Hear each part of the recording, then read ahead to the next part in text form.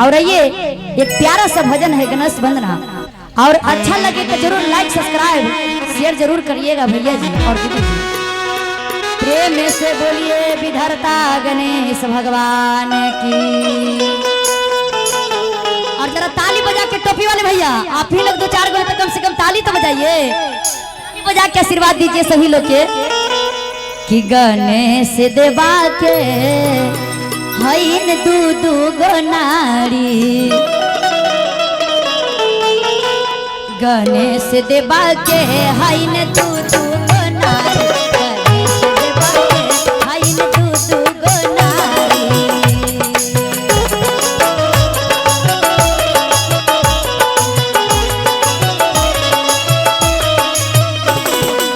एक नारी उनकर जलवा ले आतीन,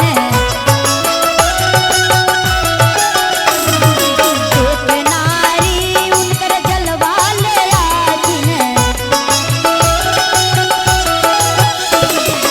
एक नारी वो दोसरे नारी उनकर आसने लगाती, दोसरे नारी उनकर आसने लगाती।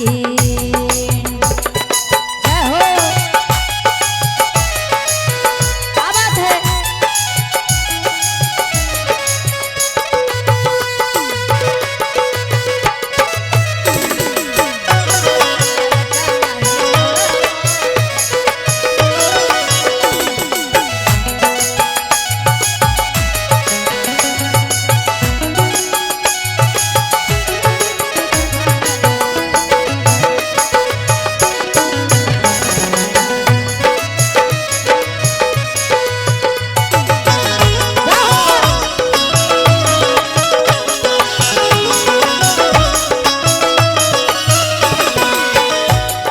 और दोनों दोनों पत्नी क्या करती हैं, एकदम आना आनी करते हैं और कहते हैं भगवान से, क्या कहते हैं जरा ताली बजा के मुझे ताली बजा के दीदी जी। एक नारी उनकर भोगवा ले आती है, एक नारी उनकर भोगवा ले आती है,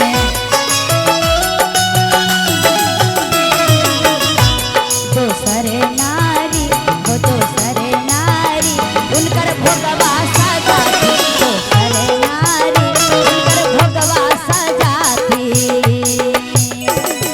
जय गणेश भगवान। अरे जिया क्या बात है दिनेश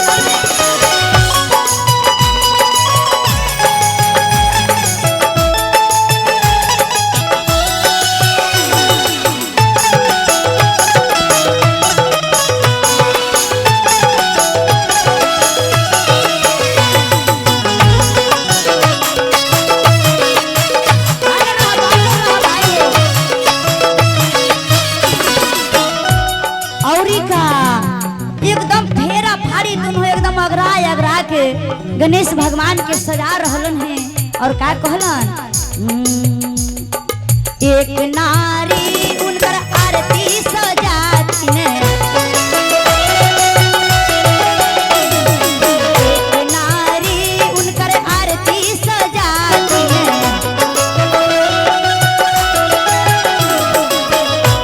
दोसरे नारी उनकर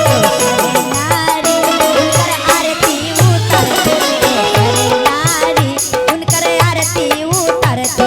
गणेश देवा के हईन दू गो नारी।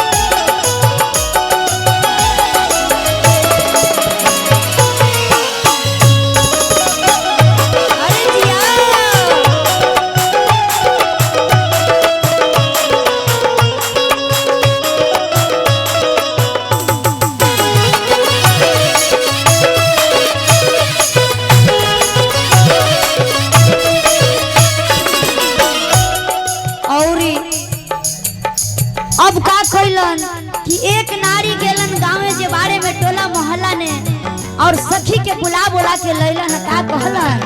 बाबू ना भैया क्या बात है रमेश भाई जी। एक नारी उनकर सखिया बोलातिन, एक नारी उनकर सखिया बोलातिन,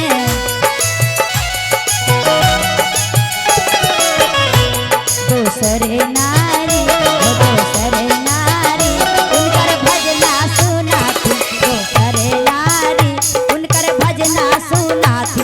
गणेश देवा के भइल दू दू नारी, गणेश देवा के भइल दू दू नारी, गणेश देवा के भइल दू दू नारी, गणेश देवा के भइल दू दू नारी, गणेश देवा के भइल दू दू नारी, गणेश देवा के भइल दू दू नारी, गणेश देवा के भइल दू दू नारी।